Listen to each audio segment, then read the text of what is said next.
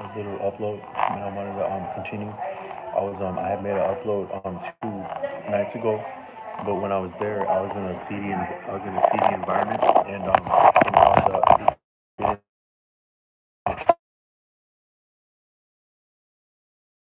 sometimes if you reference something directly like a name, it'll compromise what you did because the conflict of interest. But I think the actual environment I was in, there just sounds that made it compromised. But I wanted to recapitulate one or two salient points on there because I think they may be valuable or actionable. But otherwise, I don't mean to regurgitate something that I already said. But and then there were some people tapped in for that, and I don't mean to be repeating that. Um, but like one thing I want to start with, really good thing is today I made 2 uploads where I was showing so I was flexing in front of a mirror, showing some of my fitness gains, and then somebody come in there and it said K fail, and I've been getting my Spanish chops. I was like, oh snap, somebody wrote. I was like, wait, fail. That means ugly. And KO. Wait, does that mean how ugly? And that's exactly what someone said. What's this bullshit right here? But I just want to say that's actually That's a really good feedback because the way you should look at you shouldn't be the best way to look at yourself is to not be impressed with yourself. So someone's like, man, what's this bullshit in front of me? But normally I don't. I'm not. Even though I do more and more fitness, I normally never flex because it's not good for your. I don't think it's good for your body, and it's not a good mindset to be like looking at yourself flexing. So even when I've been doing fitness since I have like streaks in my life on and off, and it's kind of funny because right now I'm near somewhere where I grew up, and we had a killing basketball team. We were undefeated, and like we were conference this and that, but none of us made it to the NBA for nothing. And then there were like one guy we went to school with. He was near Mr. Basketball for the state, and then another guy. His family's been a neighbor of my family for 20 years now, but or 23 years now, but we weren't neighbors then, and he played Division 1. But now they got some nice basketball hoops outside, so I want to say maybe that's why we didn't make it pro because we didn't have the extra hoops. And then a funny thing too is like I used to get on that. I would come to school early because we had open gym in the morning. So that's one thing that me and my friend we would drag ourselves to school early. And normally you do way better at school if you have something that attracts you to the school outside of normal hours. Because schools are a lot more fun when the day's not going on. But it's another level of engagement when you have things that you want to go to school for. And that was one of my best years academically. And sometimes when you have a season in school, a year or a season in school where you do really well, some of that confidence or the habits that you make there, it informs the rest of your school and then some of your life, the calculus of those successful moments. But I would be like a mile from here where I grew up, where it's a college where my dad was at. And then me and my friend, my dad was there, and my dad worked there, and my friend's mom did, and we take the bus to school. And when we got here, there's like a paint store outside the school. And the bus driver be like, man, there's like some guy that always get on by the paint store. He's like, man, you see that man? Why is that guy always getting on by the paint? Was he huffing paint? Yeah, we thought that was so funny back then. But uh, but I'm saying that I don't normally flex, and I also don't normally look in the mirror because when you look in the I think like sometimes you look at someone and they just look like a real mother effer when you look at them, and I think you can achieve that look by not looking in the mirror. Your expressions and your gaze, your sight is clear without when you have a clear self concept, you look better and you look at things better. And I think that a mirror gives you a convoluted self concept because it's whatever you look like in a mirror is not the way that you look in real life because a mirror it's different. It's if you think about it, you've never seen your face in this life without a smartphone or a mirror. You've never seen what you actually look like, and that's actually what you are. Is that you're this thing? You're more so of other people than you are yourself. Whoever your friends were growing up, that's more. You experience more of them than they did of themselves, and they experience more of you than they did of themselves in a lot of ways. And so I think we're more so, according to Osho, we don't have a personality of our own. We're given a personality by the experiences of other people, but also by their judgments, their appraisals, and things like that. So it's like some people they grow up everybody kissing their ass their whole life, and that informs their personality for better or worse. Some people, if you're like me, I remember I was coming home from the same school in middle school, and when there's the same time that Jay Z came out with that song, "It's a Hard Knock Life," and I knew exactly what that song was about by the time I was in middle school. Like, it's a hard knock life. Instead of kiss it, just stuff like that. But that being said, the best is like a lot of people would say, if you got people that are antagonistic towards you, it informs your creativity. But I think that that's true. But a nuance to it is that rather than in a spiteful way or in an outdoing way, is that someone is just simply is not impressed with you, thereby, but you still are willing to engage with what you're doing and put yourself out there. So it's a prompting to get better. But then even once you get better, it's still whoever anyone that's just simply not impressed with you. That's the best way to look at yourself. So like I do like a lot of singing, and singing it's an abstract art form, and it's very nuanced. So like you actually get better at singing by being exposed to it and by exposing yourself to it while doing it than just actually understanding something. So like you can like it may be similar with other instruments, but you go to this teacher, you read that book, you watch this video, you pick up something, and it stays with you on a level, but it's not always in the front of your mind because a lot of your I had a teacher in college, and she was like, um, as you're going here, you're only gonna retain about 10% of what you're learning here, but that you may consciously retain 10% of it, but the broader scope of your education, it's still with you, and it's necessary for the parts that stick out, because it's kind of like, so if you're a writer or anything that you would do, 1 to 5 to 10% of what you do is the best of what you do, and is gold. But it takes that other waiting through the rest of that, and also practicing through the rest of that, to get to that 1 to 5 to 10%. And that 1 to 5 to 10% can and does occur at any point in your. You can like, I had a school and class for. I went to school with music, and I had a class for songwriting. I'm sorry, for melody writing, and for harmony, and we would make tracks weekly. But my actual best work in those classes were at the beginning of the semester, just right out the gate, going off of my instincts. So sometimes things like if you go to school for art, things like that, it can actually confound and somewhat alter your natural instincts.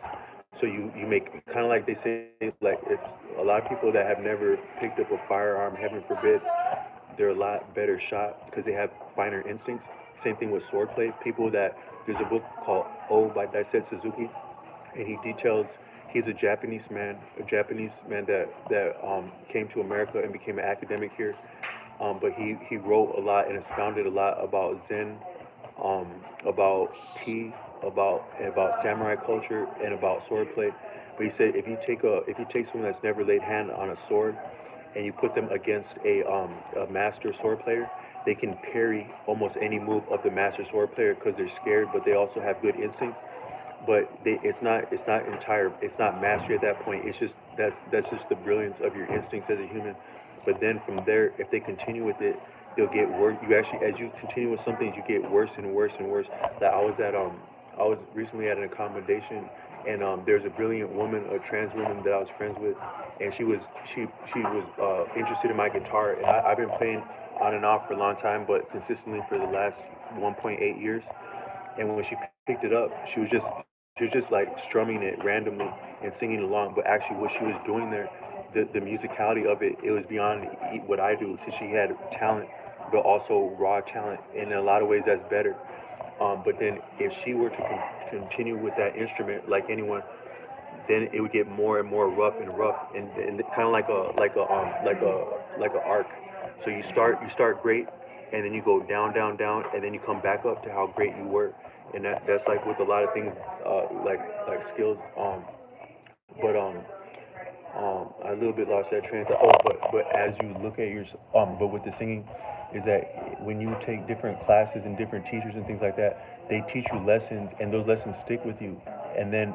But you don't have a command of them, and in a certain way, you never have a command of singing because it's improvisation and performance each time. So the more you do it, the more you can do it, and the better you can do it. But it amounts. You have to watch yourself and listen to yourself. I took classes on a platform called Artium. It's a pathway and a platform to take math classes from people in India. And India, they have a lot of brilliant music, but they also have brilliant methods to train up to that. And they had like they had like a showcase, and they had some very young singers. And it's kind of funny because I'm from America, and I grew up around a lot of American music, but I always looked up to India, and my teachers in school looked up to India. And then when I got on that, I saw that showcase. The singers, like, they were getting lessons from the Indian masters. They're like, yeah, but when are we gonna get to sing the American stuff? How do you sing the American stuff? And the singers they're like, oh well, American is this and that. But the main thing is that you get better the more you're exposed to it. But what the teachers were saying on that platform is that when you're singing, it doesn't matter how long you've been singing. If you're singing a song, it doesn't matter how long you've been singing that song. If you stop listening to yourself, you'll get rougher and rougher. So you have to listen to yourself that whole time. But each time you sing, it's like an epiphany. But those lessons that are with you in the back of your mind, they come into your mind as you need them. As so you remember more of what you're training as you're singing each time it comes back to you. So all your experiences inform your present experience, whatever you do. But that too, the best mind, because a lot of what you can do or not do is about how you view yourself and others, which blend together. Your self concept. A lot of people struggle, fight, win, and sometimes fail for how well they're blessed and able to land on a congruent self concept that works for them. And so the best self concept I think for any skill set, anything you would do, is that whoever you if you can think of an experience where somebody just wasn't impressed with that shit. Like I was like similar way, just like that woman said, muy feo. I was in an accommodation.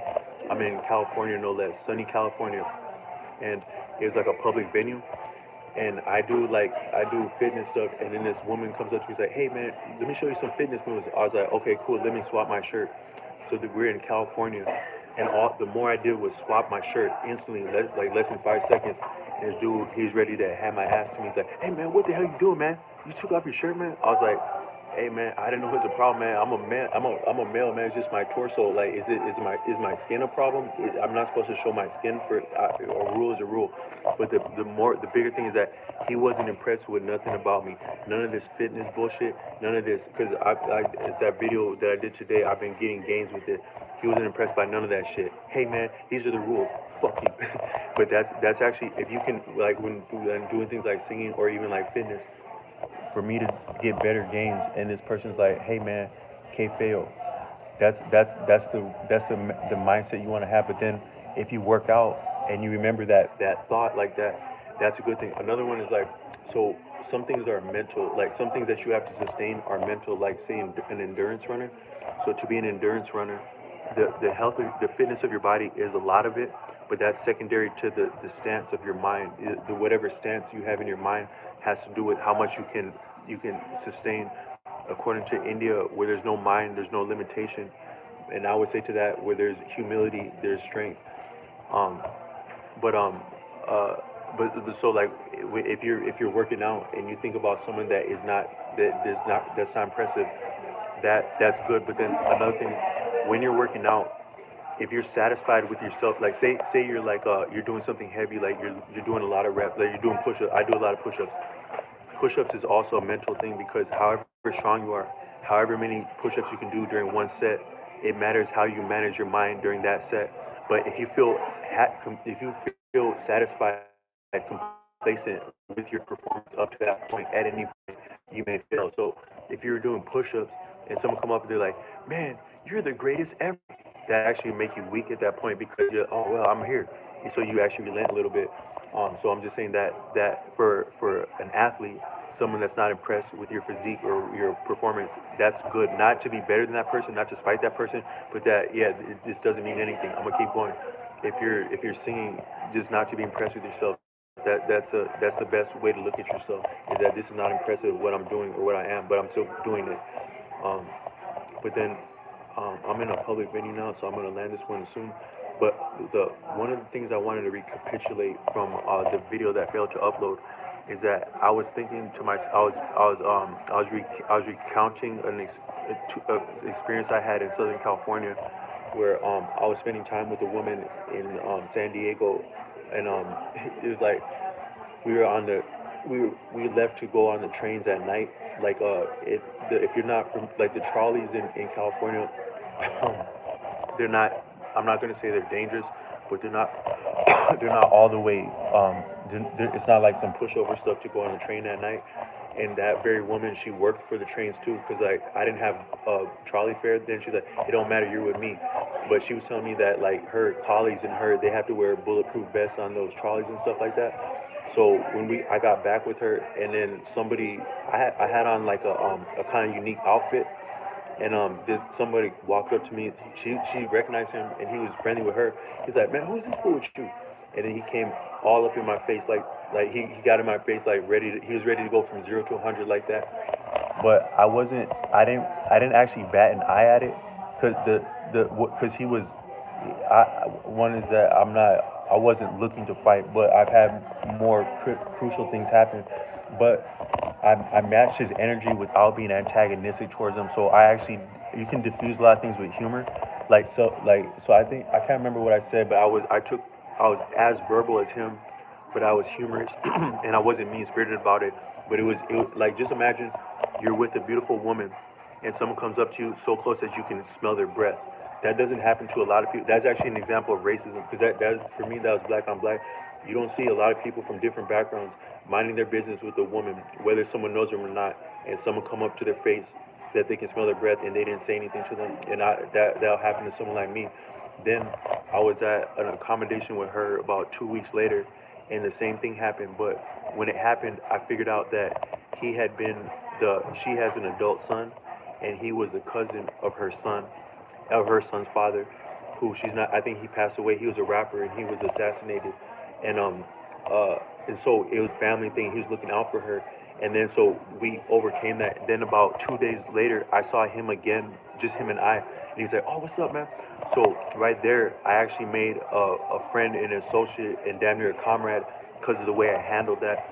And so I want to say that that's like a lot of life, is that life will give you challenge. You don't even have to go in. Like today, I was in a hotel and I woke up in the morning and someone's honking a horn, ding, ding, ding. So you think that you're sheltered by walls from the outside, but you can be confronted and or antagonized through a wall, minding your business. But that's just that challenges are going to meet us daily, whatever we do or don't do, wherever we hide or run. But a challenge, so you can say life is only viable through conflict, because like just like an engine, when an engine is gaining is combustion, so it's combustion, the self propelling engine by means of combustion, what our life and world revolves around now, as it's a little bit outdated and outmoded and form fitted. That's a product of actually making of the conflict of molecules of breaking bonds of molecules, and then the energy that's released with that. But that's all. So too with digestion. It's a more subtle level, but your stomach is actually it's a form it's burning things the same way. And so that's why, for example, in I was I befriended a rabbi last summer, and he was telling me some of the principles of how he was actually telling me, he was conveying how difficult it is to live an actual consecrated observant lifestyle. And that's what anything you do, even if you're like a self-styled person and you did or didn't conform to any faith or any direct uh, oversight. I'm sorry, discipline of your lifestyle. You'll be yet disciplined by life itself, and there's deprivations and rigors and bounties that come with any lifestyle or lack thereof, or lack of meaning that. But for this man, this rabbi, he was telling me how difficult it is to live, to be truly observant, and so he was saying, like, for one thing, if he were to be traveling like across the country, if he went to a gas station, he couldn't even frequent the inside the gas station, because there are a lot of things there that are sold that are not kosher. But as an appearance, and as him being a member of that faith, it's a it's a it would be um, disrespectful to himself and also to his faith to present himself and represent himself in that venue that sells those things, because um, for and one of the salient points of the difference between kosher and a non-kosher lifestyle is the mixing of meat and milk. And so a lot of things there in a gas station would be like that. For example, like a cheeseburger would that'd be antithetical to what's kosher. And I was familiar with that prior to meeting him just by reading the Old Testament, because the Old Testament it details that. And so they would, in that faith, you wouldn't consume milk and meat within a certain duration of time. And I asked him, how long can you wait after consuming milk and or meat and vice versa? And it's not all the way. It's a matter of faith, because it's not like a hard rule. I think he said like 4 or 5 hours, but it is a personal thing. So even if you're part of a recognized collective faith like that, there's a personal touch to how you would go about it for your life, and it's true of fitness too. There's like I do a lot of like push-ups, and if I had someone saying, hey man, push your back like that, do like that, in a certain way that could make you weaker, because if someone tells you what's the proper way, their body's different than yours, but they also can't feel what you're feeling. So your approach to something is significant. But the reason I said that is because not only is it so in terms of religion, to mix meat and milk, it's a matter of ethics, because that milk, it could have come from the parent of that same. So like if you're on a farm and you're consuming milk and meat from the same families of livestock, you could be combining the milk with the actual meat of a felled creature, the milk of its parent with the meat of a felled creature, and that's not ethical. But on top of that, the way your body, milk is considered it's a combustive food. So like there's different types of food, clearly, but that milk is one that it regularly and consistently makes it unsettles a person's stomach by nature. Milk will do that to anyone, whether you're lactose intolerant or not. Milk will still somewhat unsettle your stomach. The enzymes, and I can't speak on those terms, but a deeper thing is that milk is kind of like a cooling thing. So it'll cool you down. It relaxes the body, and so the mode of your stomach digesting milk and digesting meat are different. But you're just to say that your body is also breaking things apart, and then what's released from that has value or it's discarded. And same thing with a vehicle. There's value in terms of the power that can be harnessed from breaking the molecules, but then there's also a byproduct of it. And so, but that byproduct of that car, you could reason whether that's feasible, sustainable, or ethical for the environment.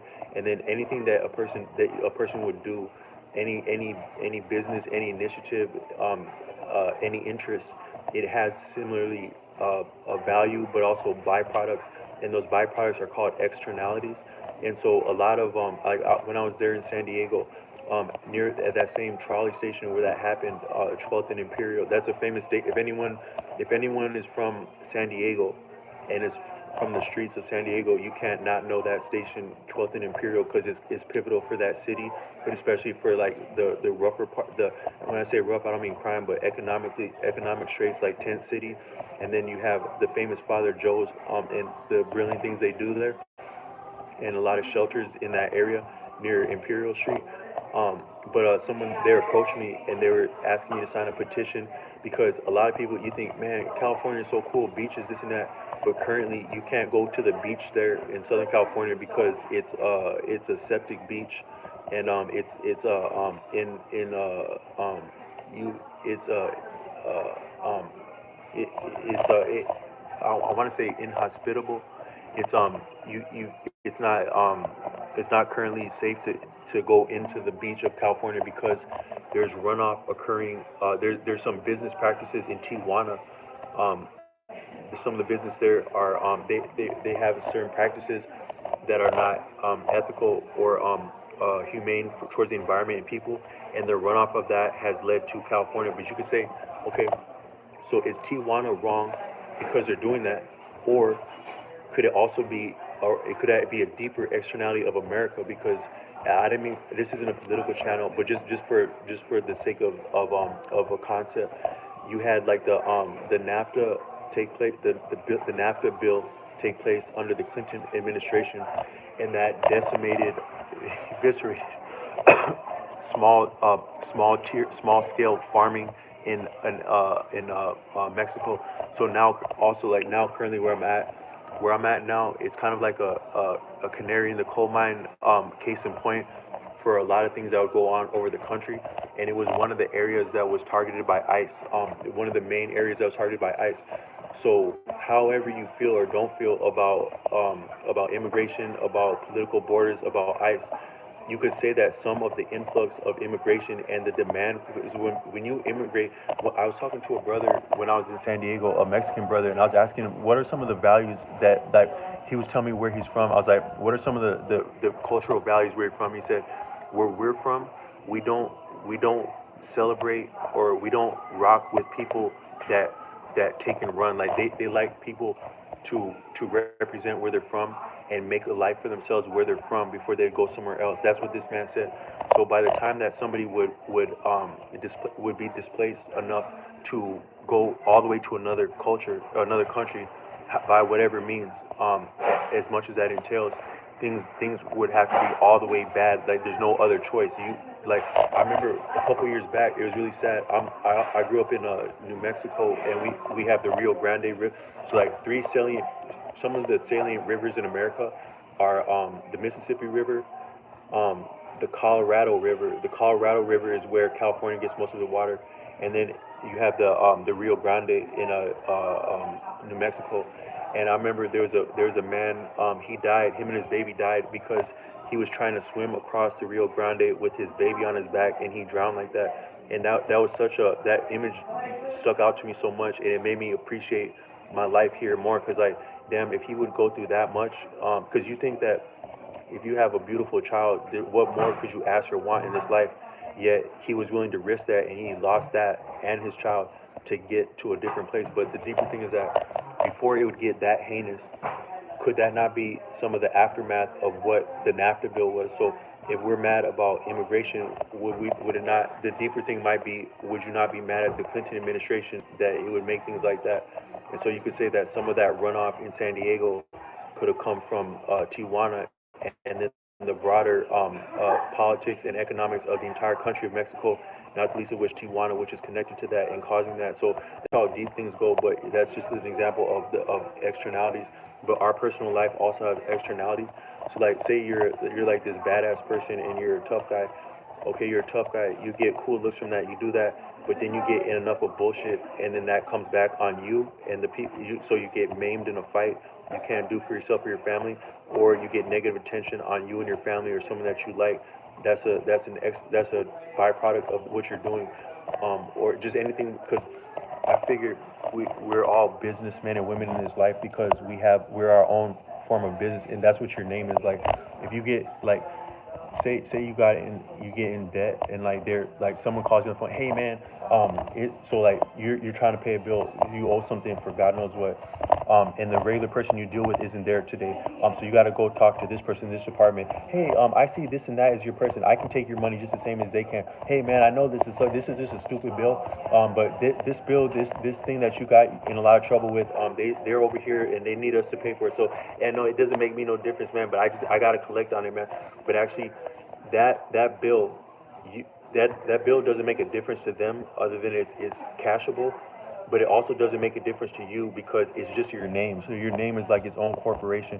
If you're traveling and you don't have your ID with you, hey, I'm me, haha, and you show them your nice smile, nobody cares who you. It doesn't matter who or what you are or who or what you say you are. It just matters what you are on paper. Your name, that is. So your name is its own corporation. You could say, and it actually is a corporation, which is why it. I don't mean to get deep on that, but when you have your name presented to you like in a letter, it'll be in all capital letters, and that's not a good thing. That's the way that your name is, that you're like a, so you're your own corporation, but not a viable corporation. You're like a dead corporation. So when someone's dead, their name appears in all capital letters, and also you as a dead corporation, your name appears in capitals, says you're just a dead man, but you got to pay money for the name of this dead man. So yeah, you're a dead man. You don't, but you someone got to pay for this dead man. They say that it's wrong to charge somebody for to charge to make children pay the debts of their parents, but they make you pay the debt of your dead life when they present you. So the actual proper name of a person would be with the way that you're taught in school, with your first name capitalized and your last name. And I don't mean to get into that discussion, but if you're interested in more of that, there's a man named Taj Street Bay who's on the House of Reawakening Minds, and he talks about the deeper history and the way that things function on paper in effect. Different than what we see on the surface, but it has to do with the mechanics of it. Even something as simple as the spelling. So too with like a letter. Like there's deep solemn properties to how letters are addressed, and what actions can be taken against someone, and what duty someone must pay based on if, when, and how they are actually accessed by means of mail. So mail and playing around mail is very serious, as serious as anything, to the point of like to a gunpoint like that. But uh, um, but so what I was wanting to say is that conflict is not bad, and life isn't viable without conflict. Conflict is imminent and eternal, according to Mickey Royal. He talked about he's from a street background from Southern California, but he said some very salient things like, so you have you have you as a person, you have strong suits, you have deficits, you have proclivities, you have things that you tend to repeat, and that you are going to imminently repeat as a nature by the actual cycles that you're on. However you construe yourself, identify yourself, there's dynamics with that. So what he said is that conflict is imminent and eternal. Within some of the faiths, they have proclivities to repeat certain things. So for example, Christianity, it has a tendency to it is a form of, and it lends itself to, and has a history of crusading. Like that Father Joel where I went, they do some very brilliant things for the community, but there's a lot of people that proselytize there um, in the name of religion, but that proselytizing is a form of crusading. Then like things like Islam, it can lend towards things like jihad because it's within the ideology, so it has a tendency and a history to replay itself. So those would be some of the externalities of those ideologies themselves. Um, so I'm saying that, but conflict. I'm sorry, challenge. Conflict is another word for challenge in a human terms. Challenge is not good or bad, but but it prompts you to action. How you handle it can be towards good or bad. But the main thing that I wanted to cull from that experience is that when that man engaged me, I didn't he was being disrespectful, but not truly disrespectful because he had a reason to be like that. He's protecting his family. But when I engaged him back, I didn't one is that I used to there's a man named there's a man named uh, a man named um, I can't remember that man's name. He had a book called Relentless, and he had a book called On Winning. He's the personal trainer that trained Michael Jordan during when before Jordan won his first championship. He was with Jordan from the early '90s all the way through Jordan's glory. He was with Kobe Bryant and Dwayne Wade and others. Um, and he said he said that at that time he didn't want his athletes cross training in boxing because he didn't want them to be in the habit or to be he didn't want them to be walking around habituated and trained for fighting, because if someone when someone comes up, when you're confronted with something that's truly challenging and or puts life and death at jeopardy, you'll default to your highest training. So if you're trained as a fighter, you'll default to a militant combative mindset. But like for me, I do things like intellectual things and comedy. So when someone confronts me like that, I default to nonviolence because that's what I'm in the habit of doing. That's what I've been trained to do, for lack of a better word, by my lifestyles and what I do normally. So whatever you're doing normally, according to the game spitter, in life, when you get you get pop quizzes in life the same way you do in school, and they're sprung on you. That you can't control how or when they're sprung on you, and they mean something and they count for something. These pop quizzes we have in life, but in school, ostensibly you're given you're told what's going to be on the test, and if you but the deeper thing actually is that so you can practice when the test is going to be. True enough, you could cram for the test, you could copy somebody's answer for the test, you could get lucky on the test. But if the quizzes that come about, you can't handle the pop quizzes unless you're in the habit of being a strong student because you have to be engaging with the material regularly to handle a pop quiz when it's sprung on you. In a similar way, whatever you're doing day in and day out, indulging or disciplining yourself about, when you're presented a pop quiz, you'll fare better or worse by what you do regularly and how valuable and sturdy that is. So none of us can afford to waste time, not in school, not in life, because we'll be handed these pop quizzes and they can have severe stakes. Um, but then and you don't know what's on the pop quiz, but if you're doing the right things, you can survive it. And then so what the game splitter said is that in school, you're told the answers before the test. In life, you're given the test, and if you survive it, then the lesson is in what you survive. So you get the lesson actually after you get the test in life. So the only thing that will afford you to survive the test is your what you do daily, and that's a function of character. So life is for character. So I just want to say that that's one of the main things I wanted to take. When that person came up to me, like for example, I stood like a head taller than that person. If I would have made a joke about his breath, about his stature, his about anything about his appearance, it would have been I would have been disrespectful. But the deeper thing is that I would have been judging him with that because yes, I'm taller than you, but if I make a statement that's looking down on you, now I'm judging you for that, and that judgment, that's where bad blood comes in, because you have like some people, they can fight, they can put the dukes up and be friends. It's not personal. They can be friends after that. People can go to war and it not be personal. I was reading a book about World War I, and they said like some of the you can't actually imagine how horrible trench warfare is. The two of the three worst things. So I'll say so the four worst things in war, but the three worst circumstances in war are besiegement, which is a war crime, trench warfare, which is inhumane, and being captured as a POW are the worst things that can happen in war. But then what all that comes from and what it amounts to is economic devastation and displacement, which is equally as heinous. But in some of these trenches, like in World War II, they would be at a stalemate. They could hear the other side. All that they could hear them the whole time. It's almost like, imagine you're at a summer camp and you can only go so close to the other side, like within a few meters, but you're stuck there. You can't survive without your supplies, but whoever's supplying you is demanding you, and by transportation they're forcing you to be there, the other side too. But it's that personal, but also long-term trench warfare like that. But they said that but they would actually have, there's actually a culture to it, because they, on the two sides of the trenches, they would give each other a reprieve to receive supplies, because if they attack the other side while they're being resupplied, then they would attack the other side while they're being resupplied, and it would be worse. So they actually would respect. There was actually a cadence to it, and an actual formality to it, and a respect to it, even as brutal and dire as trench warfare is. But the deeper thing is that around Christmas time, they actually came to they came to like a truce, and they were somehow the people on opposite sides of the trenches.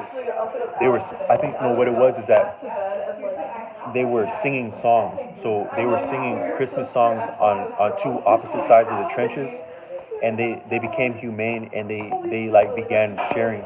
So the only reason I said that is that something like men can go to war and fight to the death, but not take it personal, because men can compartmentalize violence. But then also another higher degree of fighting would be business. So when business is involved, then the bar is raised even lower, the gloves come off even more when it's about business. So business can be yet dirtier than fighting like gentlemen, but the yet higher degree of antagonism than respectful fighting and that's probably an oxymoron, but you have gentlemen like fighting with like protocol and like etiquette. Then you have business, which it doesn't have the same etiquette, but it's not full out fighting as when it's personal. When it's personal, that's the highest level. But the reason that when it's personal, there's bad blood. So if you say you were say you were an adult, you were in World War I, and then you lived to be an older man, and you met somebody who was on the other side of that trench. You found out that you guys were both at that place at that same time, and you would have been on other sides of that trench, just like that. You could still be friends about that. Man, that was so horrible, man. I'm glad you could be on honest terms, having been on two sides of a trench. If you were fighting about business, yeah, man. It's some bullshit, man. But the bills got to get paid somehow, man. No harm, no foul, right? It's all good, right? If it was about business.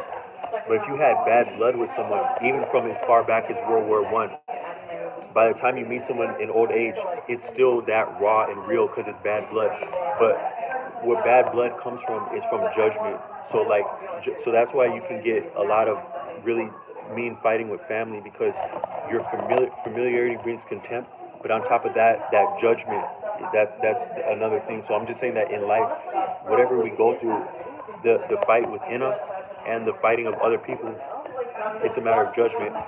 One thing that people don't talk about very much at all is like most people wouldn't take on the topic of suicide. Most people would step light about that. But I think that all people go through struggles. But I think that I was talking to a doctor on my trip, and he was telling me that he's in his residency, and there's a high suicide risk for doctors in their residency, the rigors that come with that. But if you think about it, the profession of medicine, like doctors, it's a lot of stature. They have a lot of respect and stature and esteem, but also they're very formal and proper. So doctors are these very proper people, and they have to be proper and study like a proper student to do well. Then they also they win favors and esteem by being these proper people like that.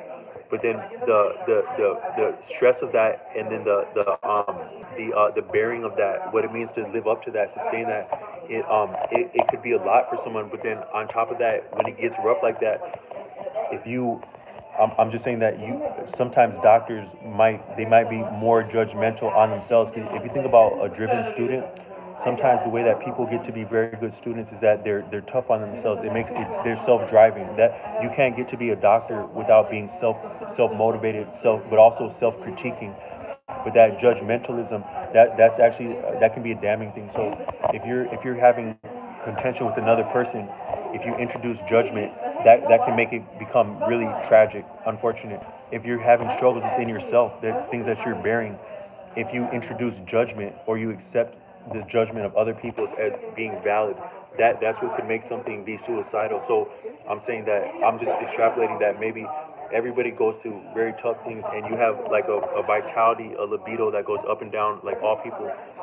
But the judgment might be what would break the camel's back, is how judgment plays into that. But uh, and then the last thing I'll say with this is another point that didn't get captured on that video that I was talking about is that I was saying that last summer I had last summer I had I had been injured on a motorcycle, and I had a superficial flesh wound on my foot, a broad wound on my foot.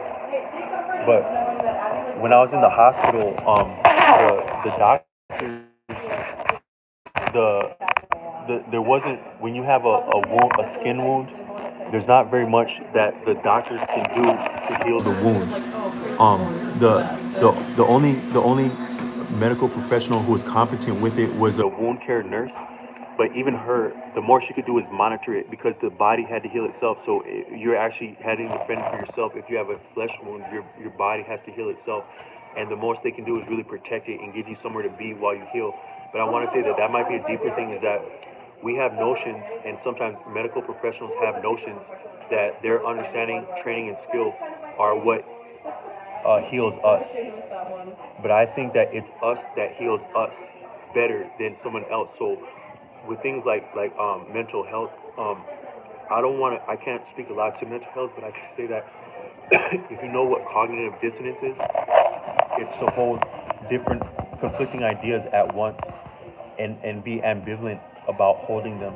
So I think sometimes when people experience like even something like psychosis, that can be a function of cognitive dissonance because you're failing to reckon different ideas or different ranges of yourself, different appetites, different interests, different likings and dislikings within yourself, and the way that other people appreciate you and yourself. The ambivalence between that, hey, I'm this great guy, I'm never nothing but nice to people, I'm never doing nothing but busting my ass all the time, and people are nothing but horrible to me.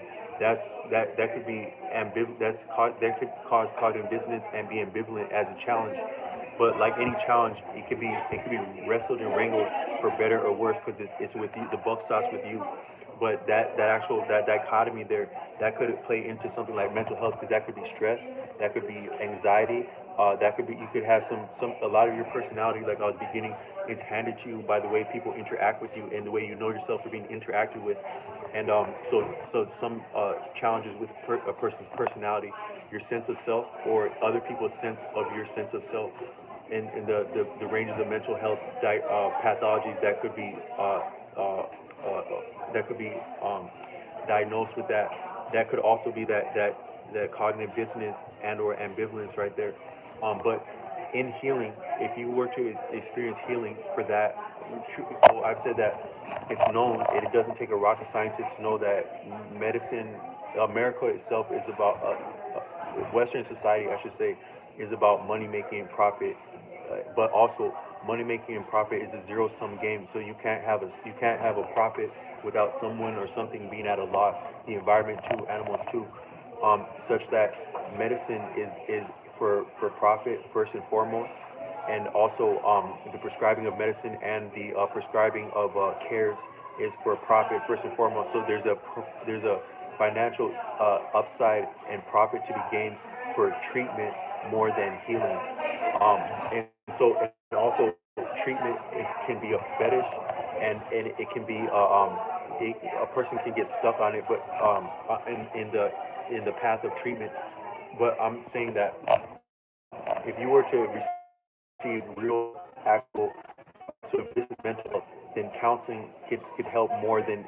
I think that things like medicine, chronic medicine, would be something like a crutch and a detriment because just off of diet, food, diet, and medicine overlap, and you if you had any regular food source, just a permanent food source, you could be hurt like that, maimed like that. Even if you went to your nearest restaurant or grocery store and you picked out the most healthy meal in there, the most healthy meal, one meal, and you had to abide by that meal for the rest of your life, you would be at a deprivation, howsoever rich or well balanced that meal is, because you need deprivation and bounty, but also you need a diversity of food sources.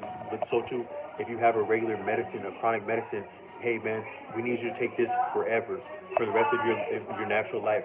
There would have to be some ramification and a downside to that. You're not presented to that with that or educated that when you're commended to take it while you're taking it, such that you can right there you can see that you're being victimized and robbed by you're being indirectly robbed of your insurance, your money, but also of your health, for you to abide with that and play ball with that. So like me, I'm a CDL, but a lot of CDL work is a lot like a racket. But then also some of the protocols and the interplay of CDO, DOT physicals, and then the different interests, the business interests and the medical establishment, it amounts to like a racket. So if you have this diagnosis, you have to check in with the doctor like a parole officer, and you have to ingest those medicines to be viable in that career, or you don't get to do that career. Try as you may, you could win a Grammy, you could win a Nobel Peace Prize, you could become yet another doctor. It doesn't matter. these mental health diagnoses, they can't be scientifically verified. Most of them, they're a professional opinion. That professional opinion, whenever you won that, however you were, it's similar like in the time of there's different superstition and persecution